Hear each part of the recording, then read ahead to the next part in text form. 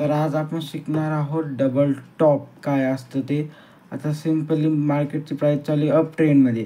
Up ट्रेंडमध्ये चालू आहे निकलाईन म्हणजे याचा रेजिस्टन्स झाला, हा प्राईससाठी रेजिस्टन्स झाला. प्राईससाठी रेजिस्टन्स झाला, रेजिस्टन्स ब्रेक केला, मार्केट गेला. पहिलं रेजिस्टन्स घेतलं मार्केटने, डबल टॉप घेतला. परत मार्केट खाली आला, प्राईस खाली आली मार्केटची. परत मार्केटने डबल टॉप घेतला. हा डबल टॉप 1 आहे, हा डबल 2 आहे. मग ही निकलाईन इथं ब्रेक झाली. इथं डबल टॉपची कन्फर्मेशन आली. तर मी हा चार्ट पॅटर्न आहे ना, हा बेरिश आहे. आणि डबल बॉटम होता ना, तो होता बुलिश आणि हा बेरिश चार्ट पॅटर्न आहे. तर इथून एंट्री आली.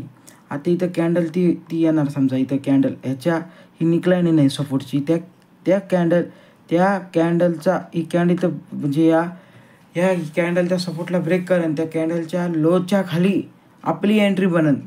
तर त्या लोच्या खाली आपली एंट्री बनन सेलिंग साईडला, आणि त्याच्याच हायच्या खाली आपण आपला टॉप ठेवून त्या कॅन्डलच्या खाली. आणि आपण त्या आता ह्याच्यावर बघू, चार्टवर बघू आपण ते आता हे बघा. प्राईस चालला अप ट्रेंडमध्ये, बरोबर. अप ट्रेंडमध्ये चालला प्राईस, अप ट्रेंडमध्ये चालला. इथं त्याला पहिला रेजिस्टन्स भेटला. हा दुसरा रेजिस्टन्स आहे, कारण की हा रेजिस्टन्स एवढा स्ट्रॉंग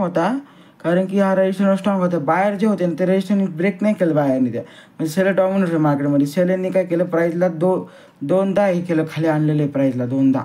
म्हणजे हा रेजिस्टन्स लय स्ट्रॉंग होता. हा रेजिस्टन्स मार्केट ब्रेक करू शकत नव्हता. त्याच्यामुळे काय झालं, हा डबल टॉप वन हा खाली आला. तर इथं ही निकलाईन होती आपली, समजा ही सपोर्ट लाईन होती एवढी. मग त्यांनी इथं ब्रेक केलं ह्या निकलाईनला. ह्याच्या लोच्या खाली आपण एंट्री येणार. इथे एंट्री बनली आपली. ह्याच्या हायच्या खाली आपला टॉप लॉस आणि आपल्या एवढा टार्गेट राहील. आता आपण येणाऱ्या काही व्हिडिओमध्ये अजून चार्ट पॅटर्न समजून घेऊ. तर आपल्याला सबस्क्राईब करून ठेवा.